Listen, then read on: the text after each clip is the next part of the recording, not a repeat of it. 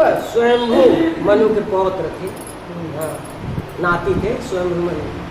महाराज उत्तानपाद की बड़ी पत्नी सुनीति को कोख से सुनीति की कोख से उनका जन्म हुआ था। एक समय की बात है, राज दरबार लगा था। महाराज उत्तानपाद अपनी छोटी रानी सुरुचि एवं उसके पुत्र उत्तम के साथ राजसिंहासन पर विराजमान थे। सुरुचि के रूप लावण्य ने राजा को वशीभूत कर दिया, सुंदरता ने उसकी सुंदरता पे ही लग गए। सुरुचि की रुचि ही उत्तानपाद की रुचि हुई। एक दिन 5 वर्ष का बालक ध्रुव अपने सखाओं के साथ खेलता खेलता राजसभा में जा पहुंचा। अपने छोटे भाई उत्तम को पिता की गोद में बैठे देखकर बालक ध्रुव भी पिता की गोद में बैठना चाहा। सुरुचि इसे कैसे सहन कर सकती थी, उसे सहन ही नहीं। सुनीति से उसका सौतिया डाह जो था, अरे तुम्हारा इतना साहस, यदि पिता की गोद में बैठना चाहते हो तो तपस्या करके भगवान की आराधना, भगवान को प्रसन्न करके मेरी कोख से जन्म लो, तभी तुम्हें यह अधिकार प्राप्त हो सकता है। कहते हुए सुरुचि ने हाथ पकड़कर ध्रुव को राजा की गोदी से अलग कर दिया। यद्यपि अबोध बालक ध्रुव पूरी बात नहीं समझ सका, परंतु मेरा अपमान हुआ और भगवान की आराधना से ही अपमान से छुटकारा मिल सकता। मुझे भगवान की बिना आराधना इस माया से छुटकारा नहीं मिल सकता।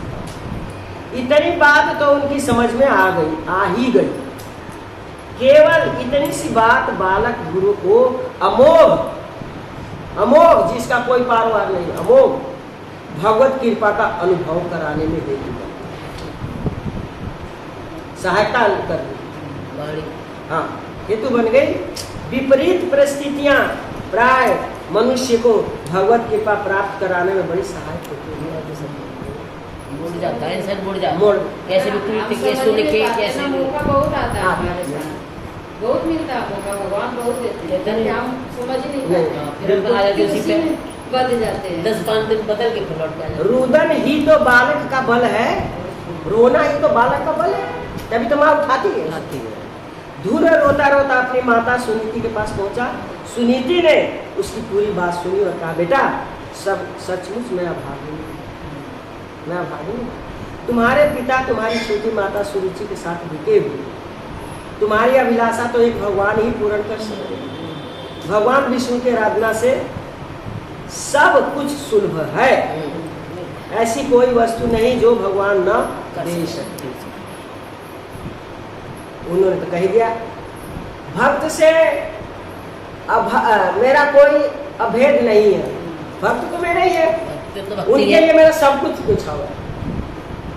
भगवान विष्णु सब कुछ दे सकते हैं। निर्मल हृदय ध्रुव के मन में यह बात कर गई। निर्मल मन था ना, बस ये घर कर गई, विकार नहीं थे उसके अंदर। बोल रहा 5 साल के बच्चे, 5 वर्ष, अरे कोई बड़ा भी हो भक्ति करे तो विकार नहीं होने चाहिए। निर्मल बड़े मत आए जाते हैं, लेकिन उसमें तो संसार देखा ही ना था। हाँ, माँ मुझे आज्ञा दो, मैं भगवान से मिलकर उन्हीं से सब कुछ प्राप्त करूंगा।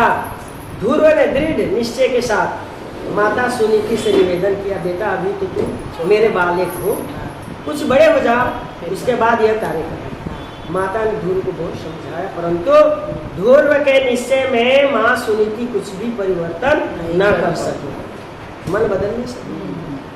और अंत में भगवत कृपा पर पूर्ण विश्वास रखने वाली माता ने बालक को वन में जाने की आज्ञा दे दी।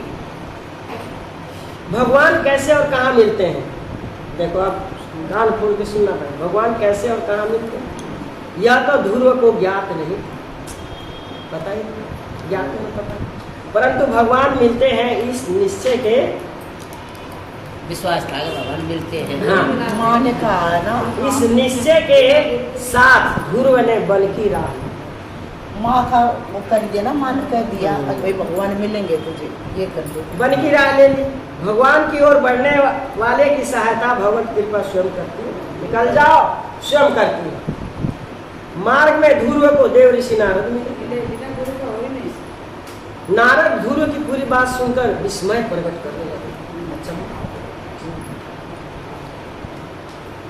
करने लगे, बेटा तुम्हारी आयु अभी बहुत छोटी है, इस उम्र में क्या माना अपमान, प्रसन्न रहो और जैसे भगवान रखे उसमें संतोष कर।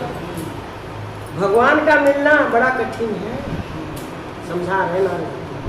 बड़े बड़े योगी मुनि दीर्घ काल तक तपस्या करके भी उनका दर्शन अनेक जन्मों के पश्चात कर पाते हैं। कई जन्म में होता है तब भगवान का दर्शन। देव ऋषि की ये बातें सुनकर भी ध्रुव के निश्चय में कोई परिवर्तन नहीं हुआ, उनका मन विचलित नहीं हुआ, मन उनका घुमा फिरा नहीं। हाँ, मुने आप बड़े कृपालु हैं। बोले मुनि आप बड़े कृपालु, आपने जो उपदेश दिया वो बहुत उत्तम है, परंतु मुझे तो भगवान शीघ्र मिल सके, आप ऐसा उपाय ही बताइए।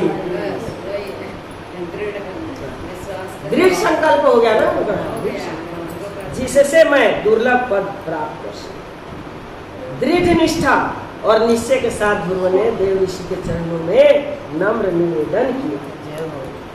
ध्रुव के हृदय में भय और संशय का बिल्कुल स्थान ही नहीं था, न डर था न संशय था कि नहीं मिलेंगे, पता नहीं मिलेंगे कि नहीं मिलेंगे, दोनों बात नहीं थी। देव ऋषि का हृदय ध्रुव की निष्ठा देकर पिघल गया। ऐसा निष्ठावान ध्रुव पर संत कृपा हुई, बिना संत के कृपा के नहीं होगा। वो मोहि बार है भरुष्ठानुमंता, बिनु हरि कृपा मिले। आगे की चौपाई तो बोल दिया कर, बिनु हरि कृपा मिले ही नहीं संता।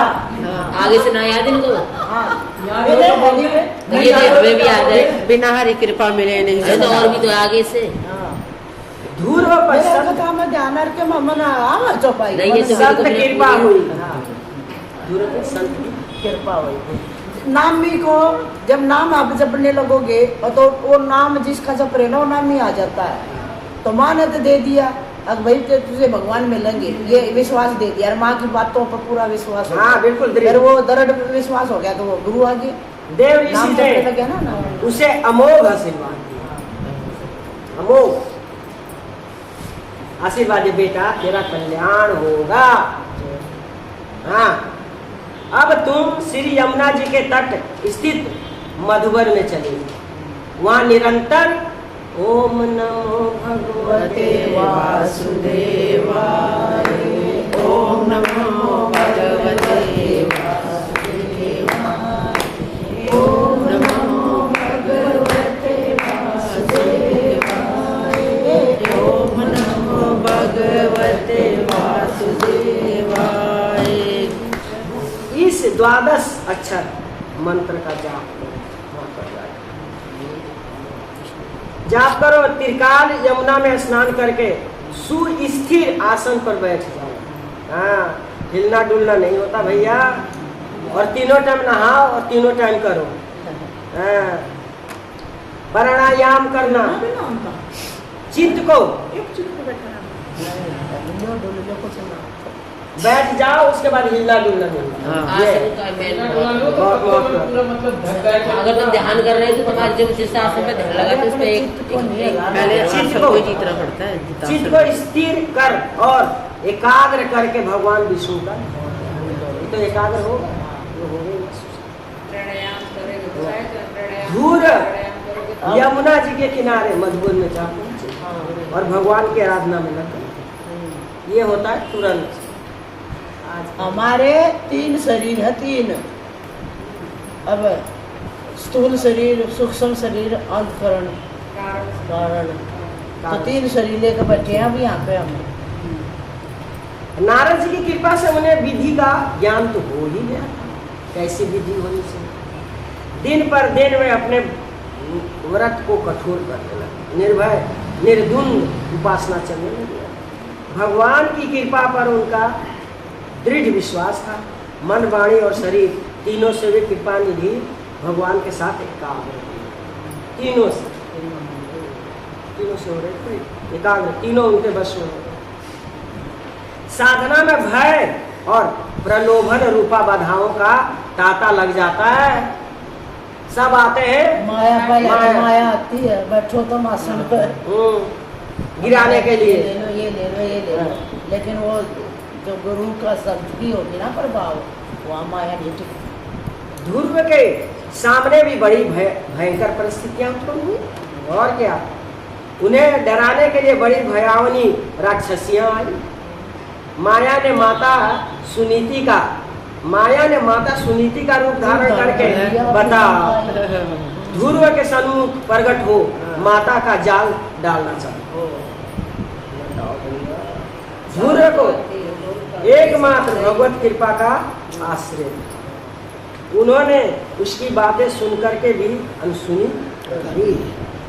वे प्रभु के ध्यान में मगन रहे। इतने में वहां मारो पकड़ो खा डालो चिल्लाते हुए भयंकर राक्षस पड़े। ये सब आएंगे भाई।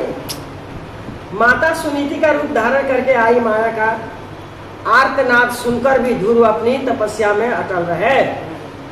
और क्या, ये थोड़ी है कि माता है रो रही है गा रही तो चलो उठ के चल दे, नहीं, फिर तो दृढ़ विश्वास नहीं। उसका तो ये था मेरी माँ ने मेरे को भेजा है, भेजा। माँ आएगी कैसे मेरे को कैसे? बुलाने के लिए, उसका पक्का हो गया था विश्वास। किसी भी तरह के विघ्न उनकी साधना में बाधा न डाल सके। ध्यान में बैठे उनको निगाह दे। हाँ, उनकी कठोर तपस्या के 6 महीने पूरे होने जा रहे हैं। 6 महीने में हो गया। हाँ, 6 महीना नहीं हो गया। सुरपति घबरा उठे। कौन? इंद्र। कहीं ध्रुव हमारा पद न छीन ले, उसे तो अपने पद का ही साला वो रहता है। हाँ, देवता लोग पहुंचे भगवान के पास। भगवान ने देवताओं को आश्वासन दिया, ध्रुव मेरा क्या है, तुम लोग मत डरो। ध्रुव मेरा भक्त है, वह किसी को कोई अनिष्ट नहीं करे, किसी को हानि नहीं पहुंचाएगा। मैं उसे दर्शन देकर तृप्त करूंगा। भगवान को देवता लोग निर्भय होकर चले गए, परंतु कृपा निधान भगवान विष्णु अब अपने भक्त का कष्ट सहन नहीं करता। इतना कष्ट पा रहे थे, वे तत्काल गरुड़ ध्वज होकर ध्रुव के पास पहुंच गए, परंतु फिर भी ध्रुव अपने ध्यान में मगन थे। फिर भी नहीं उन्हें, क्योंकि बाहर खड़े थे, नहीं आके खोले, ध्यान मगन रहे। भक्त को साध्य तो प्रिय होता ही है, किंतु साध्य से साधन भी कम प्रिय नहीं लगता। साधन इस शरीर तो साध्य तो हमारा वही है, लेकिन साधन भी तो हमारा दृढ़ होना चाहिए। हाँ, प्रिय साधन भी कम प्रिय नहीं लगता। अंत में भगवान को उनके ध्यान से अपने स्वरूप को हटाना पड़ा। हाँ, तब कहीं ध्रुव ने विकल होकर नेत्र खोले।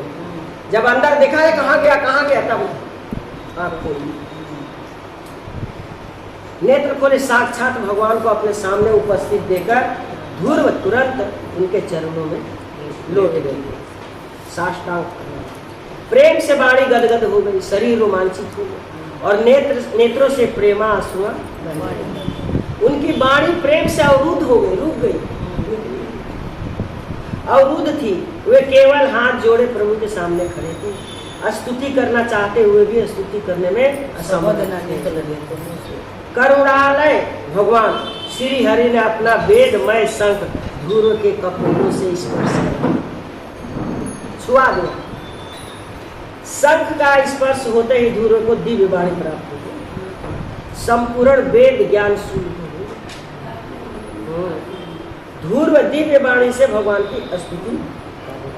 आप स्तुति क्या स्तुति करें? सत्याशीषो ही भगवंत सत्व पादपज्ञम मसी मासी सता थानु भजता पुरुषार्था मूर्तेहा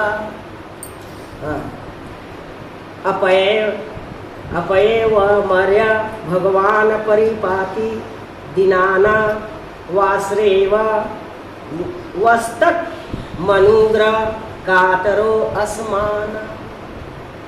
इसका अर्थ है, यह है श्रीमद् भागवत में 4/9/17 दो। भगवान आप परमानंद मूर्ति है। जो लोग ऐसा समझकर निष्काम, कोई कामना नहीं होनी चाहिए, निष्काम भाव से आपका निरंतर भजन करते हैं, उनके लिए राज आदि भोगों की अपेक्षा आपके चरण कमलों की प्राप्ति ही भजन का सच्चा क्या है? फल है। भगवान के चरण मिल जाए तो सब भक्ति का फल है वो। छोड़ना मत। हाँ, देवी होंगे क्या? फल है स्वामी, यद्यपि बात ऐसी ही है तो भी गो जैसे तुरंत जन्म में बछड़े को दूध पिलाती और व्याघ्र आदि से बचाती रहती है, उसी प्रकार आप भी भक्तों पर कृपा करने के लिए निरंतर आतुर रहने के कारण हम जैसे सकाम जीवों की भी कामना पूर्ण करके संसार भय से उनकी रक्षा करते रहेंगे। जैसे गाय अपने बछड़े को बचाती है शेर आदि से, इसी प्रकार अपने भगत को भगवान बचाता है। हरि वल्लभ भगवान के प्रिय पोस्ट में दे दिया। प्रभु आपकी कृपा का क्या, बड़े बड़े ऋषियों और मुनियों को भी जिस रूप के दर्शन नहीं होते, आपने उस दिव्य स्वरूप का दर्शन मुझे 6 मास के अल्प समय में ही दे दिया। राम राम। अब मैं कृतार्थ हो गया। अब मैं आपकी विलक्षण कृपा प्राप्त करके अब मेरे चित्त में कोई कामना नहीं है। सब कुछ मुझे केवल आपके सानिध्य की इच्छा है, आपके साथ रहने की मेरी इच्छा। बेटा ध्रुव, तुम्हारे मन में अब कोई कामना नहीं, परंतु मेरी आज्ञा का तुम्हें पालन करना ही। हाँ तो कुछ देख ही सकता हूँ। मैं जब दर्शन देता हूँ तो कुछ ना कुछ मांगना ही पड़ता है। मैं तुम्हें जो पद देता हूँ वह ग्रहण करना है। मेरी आज्ञा से तुम्हें राजभार संभालना होगा। हाँ। ग्रह नक्षत्रों से ऊपर तुम्हें ध्रुव पद प्राप्त हो, ध्रुव तारा जो दिन और रात रहता रहता। जीवन भर तुम पर मेरी अनोखी कृपा बरसती रहेगी।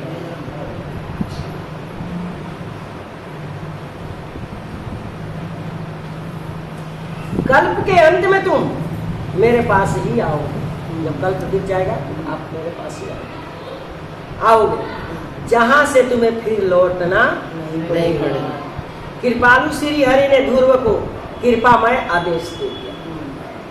भगवान श्री हरि के विरह का संताप लेकर राज की कामना ना होते हुए भी प्रभु के आदेशानुसार ध्रुव वन से आ गए। मन तो नहीं था, क्या करते हैं क्या करते।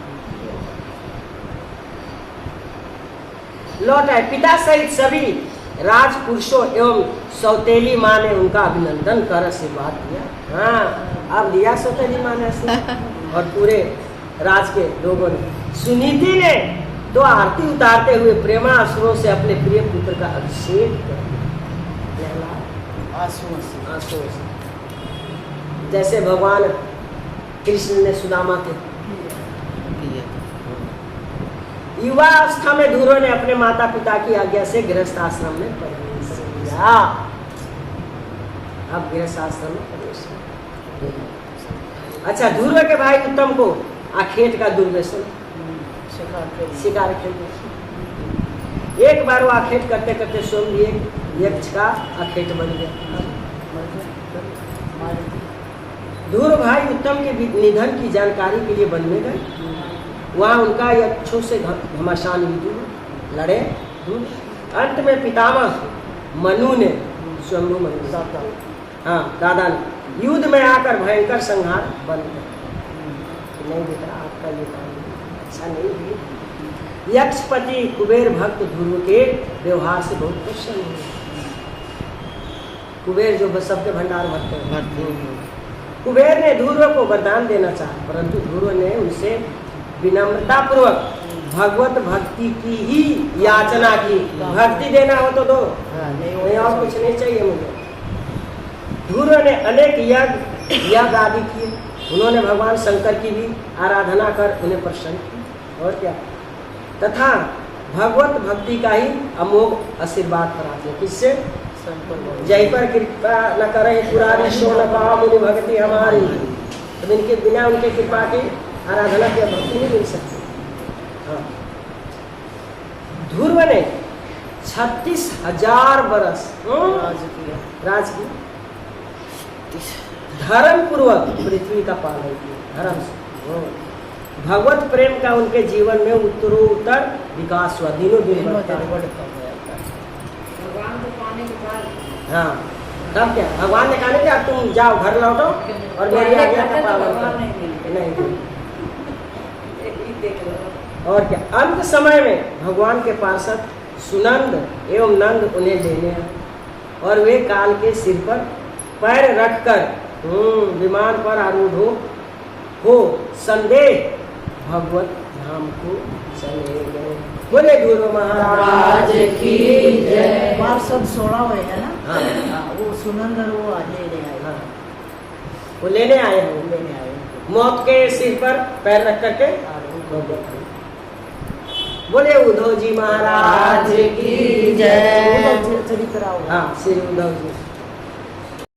अक्रूर के साथ जब भगवान ब्रिज से मथुरा आ गए और कंस को मारकर सब यादवों को सुखी बना दिया, तब भगवान ने एकांत में अपने प्रिय सखा उद्धव को बुलाकर कहा। क्या कहा?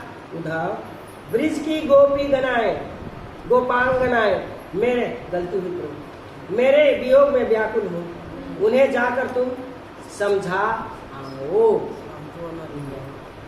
कहे घनश्याम उद्धव से एक दिन वृंदावन चले जाना, वहां के गोपियों का तत्व जरा तुम क्या करते हो? उद्धव गए तत्व लेते, कहते क्या करते हो? आपके इसमें वियोग में आहे भर भर कर दिन रात रोती। ये भजन है हमारे भाषा में, किसी दिन सुना। हाँ, और मत। हाँ, उद्धव जी भगवान के सखा भक्त थे। अक्रूर के साथ जब भगवान ब्रिज से मथुरा आ गए और कंस को मारकर यादव को सुखी बना दिया, यादवों को, तब भगवान ने एकांत में अपने प्रिय सखा उद्धव को बुलाकर कहा, उद्धव, ब्रिज की गोपगण आए मेरे वियोग में व्याकुल हैं, उन्हें जाकर तुम समझा आओ। समझाओ नहीं, समझा आओ। उन्हें मेरा संदेश सुना आओ कि मैं तुमसे अलग नहीं, सदा तुम्हारे साथ ही हूँ। उद्धव जी अपने स्वामी की आज्ञा पाकर नंद के ब्रिज में गए। वहाँ चारों ओर से उन्हें ब्रिजवासियों ने घेर लिया और लगे भांति भांति के प्रश्न कर। कोई आंसू बहाने लगा, कोई मुरली बजाते बजाते रोने लगा, कोई भगवान का कुशल समाचार पूछने लगा। उद्धव जी ने सबको यथायोग उत्तर दिया, जिसने जो पूछा उसको उत्तर दिया, बिल्कुल सही उत्तर दिया और सबको धैर्य बना। एकांत में जाकर उन्होंने गोपियों को अपना ज्ञान संदेश सुना। उन्होंने कहा, भगवान वासुदेव किसी एक जगह नहीं है, वे तो सर्वत्र व्यापक, उनमें भगवत बुद्धि करो, सर्वत्र उन्हें देखो। हाँ, उद्धव को सुना दिया गोपियों ने। गोपियों ने रोते रोते कहा, उद्धव जी तुम ठीक कहते, किंतु हम गंवारी बनचरी इस गूढ़ ज्ञान को भला कैसे समझ सकते? हम तो उन श्याम सुंदर की भोली भाली सूरत पर भी अनुरक्त हैं, हाँ, मोहित हैं। उनका यह हास्य युक्त मुखार बिंद, वह काली काली घुंघराली अलकावली, वह बंशी की मधुर ध्वनि हमें हठात अपनी ओर खींच गई। वृंदावन की समस्त भूमि पर उनकी अनंत स्मृतियां अंकित है। हाँ, उनका चित्र अंकित है हर जगह, वृंदावन के हर भूमि पर। तिल भर भी जमीन खाली नहीं है उद्धव, जहाँ उनकी कोई मधुर स्मृति ना हो, जहाँ उनकी याद ना हो। सब हम इन यमुना पुलिन वन पर्वत वृक्ष और लताओं में उन श्याम सुंदर को देखते, उन्हें देखकर उनकी स्मृति मूर्तिमान होकर हमारे हृदय पटल पर नाचने लगती। जब हम उनको याद करते हैं तो उनकी मूर्ति हमारे हृदय पटल पर आरूढ़ हो जाती है, नाचने। राधा रानी गई थी बिना बिंदी के, अब जो सिला पे ऐसे करके उन्होंने बिंदी लगाई। आज भी आप जाओगे ना, आप करोगे तो लाल बिंदी जखीपुरा का जो पहाड़ है। अच्छा, उनके ऐसे अलौकिक प्रेम को देखकर उद्धव जी अपना समस्त ज्ञान भूल गए। हाँ, और अत्यंत करुणा के स्वर में कहने लगे। क्या कहने लगे? वंदे नंद ब्रज स्त्री राम पादे ऋणम भीषण्याश याशाम हरि कथोता गीतम पुनाति भुवन यत्राम। यह श्रीमद् भागवत में 10/47/63 में। भागवत में, मैं इन ब्रज गणाओं की चरण धूलि की भक्ति भाव से वंदना करता हूँ, जिनके द्वारा गाई हुई हरि कथा तीनों भुवनों को पावन करने वाली गोपी। हाँ, ब्रज में जाकर उद्धव जी ऐसे प्रभावित हुए कि वे सब ज्ञान गाथा भूल गए।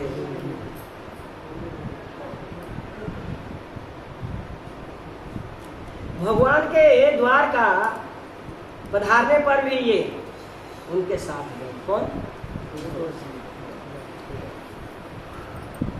उनके साथ गए। यदुवंशियों के मंत्रिमंडल में इनका भी एक प्रधान स्थान था। हाँ, उसका भाई है तो था चाचा का लड़का है, बेटा कृष्ण के। हाँ, उद्धव जी। हाँ। इनकी भगवान में अनन्य भक्ति।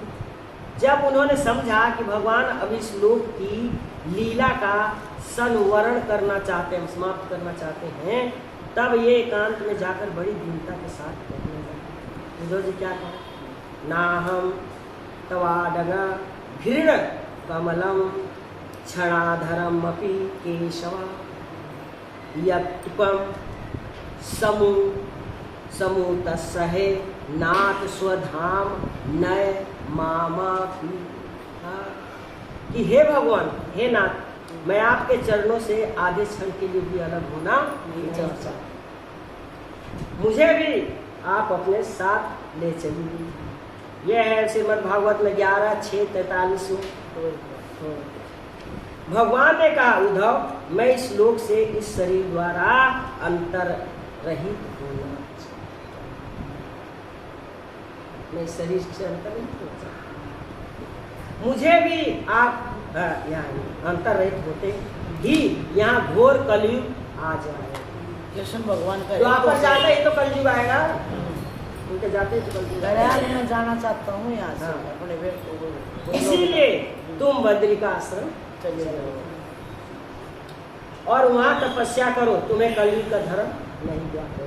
हाँ, बद्री का आश्रम। वही सूरदास जी बन के आए थे ना, पता ये उद्धव जी ही सूरदास बन के आए थे, जो लीलाओं का करते थे, तो फिर उनके हिसाब से ही उनका ड्रेस बनता था। भगवान आज ये ड्रेस पहने हैं, आज ये ड्रेस पहने हैं, तो ही पता उनका मेरे को इसके बारे में नहीं पता। वही। अच्छा, जहाँ घोर कलयुग आएगा, इसीलिए तुम बद्री का आश्रम को चले जाओ और वहाँ तपस्या करो, तुम्हें कलयुग का धर्म नहीं है। भगवान की ऐसी ही मर्जी, यह समझकर उद्धव जी चले गए। किंतु उनका मन भगवान की लीलाओं में ही लगा। जब सब यादव प्रभास क्षेत्र को चले गए, तो भगवान की अंतिम लीला को देखते उद्धव जी भी प्रभास में पहुंच गए। जब तक समस्त यदुवंशियों का संहार हो चुका, उद्धव जी ढूंढते ढूंढते भगवान के पास पहुंचे। भगवान सरस्वती नदी के तट पर एक बड़े के पेड़ पर अस्वस्थ वृक्ष के नीचे विराजमान थे, बद्रीनाथ जो अस्वस्थ था। उद्धव जी ने रोते रोते प्रणाम किया। देव योग से पराशर के शिष्य मैत्री जी भी वहाँ आ गए। वहाँ आ गए। दोनों को भगवान ने इस समस्त जगत की सृष्टि स्थिति करने का ज्ञान कराया। इसको मैत्री को मैत्री जी के वो कराए थे ना उद्धव जी को। और इस अंतिम ज्ञान को विदुर जी के प्रति उपदेश करने के लिए भी भगवान मैत्री जी को आज्ञा कर गए। मैत्री जी ने विदुर जी को विदुर का दिया आज्ञा दिया और इसको इस ज्ञान का हाँ, प्रचार करना। और उद्धव जी को कृष्ण भगवान ने कही है, अब तुम मैत्री से ये सारी वार्ता है, जो लीला है, सारा ज्ञान बता दे। मैत्री ने फिर विदुर जी को बताया। विदुर जी गए हैं, जब सन्यास में चले गए तो मैत्री के आश्रम में गए, मैत्री ऋषि के आश्रम में। अच्छा, भगवान की आज्ञा पाकर उद्धव जी बद्री का आश्रम को चले। भगवान अपने परम धाम को पधारे। उद्धव जी के हृदय में भगवान का वियोग भर रहा, अतः उन्हें कुछ भी अच्छा नहीं लगता। वे खूब रोते थे, किंतु रोना भी किसी सुहृदय के सामने हो तो हृदय हल्का होता। तो भगवान के सामने रो, वहाँ तो कल चुप रहा था, तो किसके सामने रो? देव योग से बढ़ के पेड़ के बालक रूप में दर्शन। उद्धव जी को विदुर जी मिल गए। विदुर जी तो गए थे। हाँ, विदुर जी ने पूछा यदुवंश के सब लोग कुशल पूर्वक तो है, क्योंकि तो पहले चले गए थे वन में। यदुकुल का नाम सुनते ही उद्धव जी ढाह बांधकर रो पड़े और रोते खत्म हो गया। कृष्ण धूम्रणी निम्लोचे गिरणे ध्वज गरेण हा किम नु नः कुशलम ब्रूयाम गत श्रीषु गृह हम दुर्भगो वत लोको अमय यदवो नित रामापि ये सन्वन संतो न विदुरा हरिर मीना इवो दुपम। ये श्रीमद् भागवत 3:2-7-8 में। कृष्ण रूपी सूर्य के अस्त होने पर काल रूपी सर्प के गिर से जाने पर हे विदुर जी हमारे कुल की अब कुशल क्या पूछे। यह पृथ्वी हतभागिनी है, अभागिनी है ये पृथ्वी अब कलयुग की। ये यदुवंशी सबसे अधिक भाग्य है जो दिन रात पास में रहने पर भी भगवान को नहीं पहचान सकते। भगवान को कहाँ पहचाने? जैसे समुद्र में रहने वाले जीव चंद्रमा को नहीं पहचान सकते। इसके बाद उद्धव जी ने यदुवंश के यक्ष की सब बातें सुनाई। इसको विदुर जी है ना। उद्धव जी परम भागवत ये भगवान के अभिन्न विग्रह थे। हाँ, इनके संबंध में भगवान ने स्पष्ट कहा। भगवान कृष्ण अस्मालोका दुप्रते मयि ज्ञानम मदा श्रयम अर्हतयुद्धव एवा धा सम प्रताय तम वतम वरम नोधा वो अपड़ वपि मनयूनो यद गुणे नार्वीरतः प्रभुः अतो मधुयूनम लोकेम ग्रह यनीह तिष्ठतुः। कह रहे हैं मेरे इस लोक से चले जाने के पश्चात उद्धव मेरे ज्ञान की रक्षा करेगा। ज्ञान की रक्षा कौन करेगा? उद्धव प्रचार करेगा। उद्धव मुझसे गुणों में तनिक भी कम नहीं है, भगवान कह रहे हैं। हाँ, अत वे ही सबको इसका उपदेश करेंगे। जिनके लिए भगवान ऐसा कहते हैं उनके भगवत प्रेम के संबंधों में क्या कहा जा सकता? कौन इसका बखान कर सकता?